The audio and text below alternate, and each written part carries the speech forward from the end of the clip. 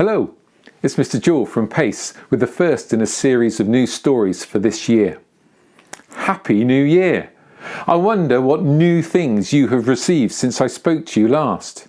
Maybe you got some of the things on your Christmas list, like a new game or guitar, a new tracksuit or trainers, a new football or frisbee, some new Lego or a lightsaber, some chocolate or a new Cherries football kit. I remember one childhood Christmas when I was given a football kit, an England football kit. I was so excited. I loved playing football when I was your age. I remember being so excited when I was asked to play in my first proper football match for the Cubs. It was going to be on a Saturday morning in the middle of winter. I woke up early, put on my Cubs kit and a tracksuit over the top and set off to walk to the park from my auntie's house, who I'd been staying with. It was one of those cold, frosty January mornings with air so cold that you could see your breath, and it made your cheeks sting and your fingers numb. When I got to the park, there was no sign of the green grass. It was all covered in a thick white frost, and there was hardly any sign of the other players. Where were they all? I spotted the team manager all wrapped up in his thick winter hat and coat, and he had some bad news for me. The match had been called off because the pitch was frozen and would have been too dangerous to play on. I was so disappointed. I'd been really looking forward to putting my talents to the test.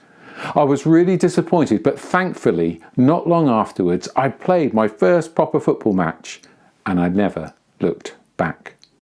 Talents are another name for the skills and abilities we have. Yours may be different to mine.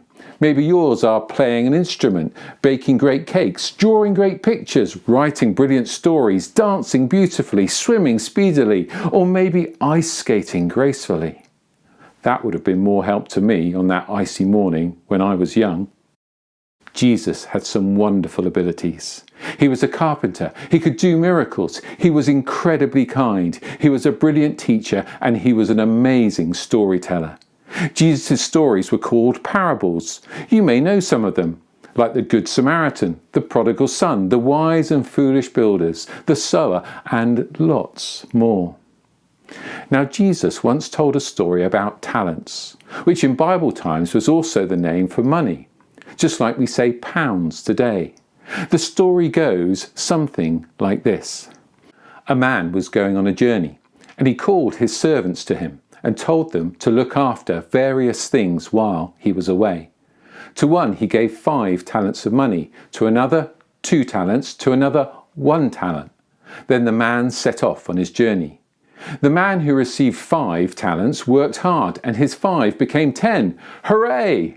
The man who received 2 talents worked hard, and his 2 talents became 4. Hurrah! The man who received 1 talent decided he would hide his away, and so his 1 stayed just 1. Uh-oh.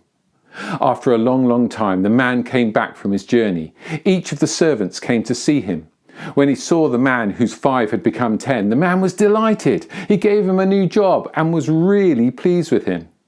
Similarly, when he saw the servant whose 2 had become 4, the man was really happy. He gave him a new job as well and was really pleased with him.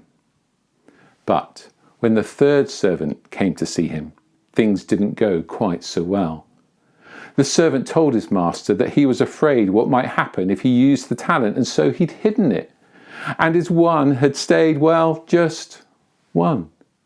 The master was really disappointed that the servant hadn't bothered to use the talent he was given. He took the 1 talent away from him and sent him away forever. Now, the main reason Jesus told that story was to encourage his original hearers to use their talents in ways that please God, especially those talents that show others something of what God is like, so that others would want to get to know God too. But it also helps us think about what we should do with the talents and abilities we all have as well. Do we use our talents or hide them away? Some people use this time of year, the new year, as an opportunity to stop doing things that are unhelpful or unhealthy. That's fine, but how about instead of saying stop to something, saying go? Go for it with the talents you already have or new talents that you want to develop. And just in case you're short of ideas, you can make a start on a work of art. Bake the most delicious cake. Make something to send to a special friend. Run a long race or dance with grace. Score a great goal or take care of a foal. Jump long into the sand or play drums in a band.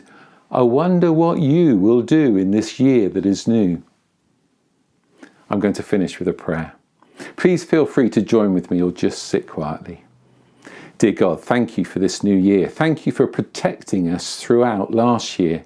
Thank you for the talents we have been given.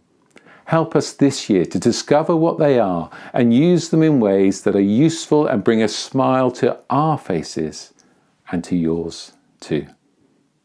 Amen.